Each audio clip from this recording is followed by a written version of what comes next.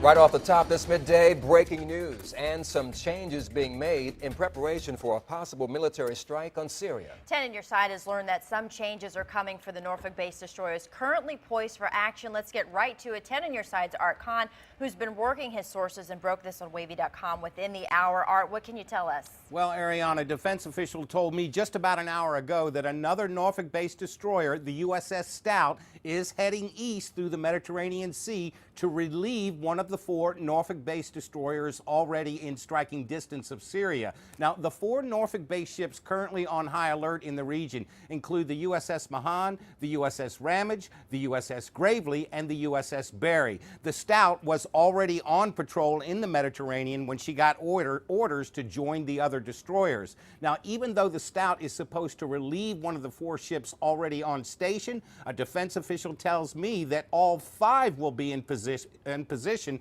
for an unspecified time period. As the Navy, though, moves to bolster its resources in the region, lawmakers on Capitol Hill are preparing to face off for a battle of their own. As we reported yesterday, 2nd District Congressman Scott Ridgel drafted a letter to the president asking him to report to a full session of Congress before taking any military action. And today, 4th District Congressman Randy Forbes, appearing on Fox News, said he does not support taking any military action against Syria.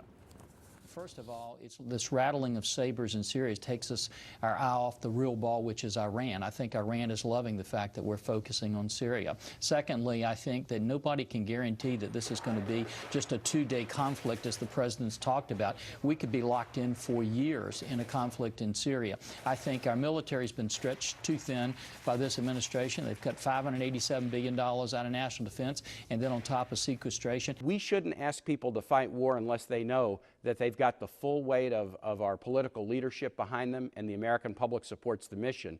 And that presidential consultation with Congress over the next few days, I think, could be very critical in reaching a consensus that will then support whatever action needs to be taken.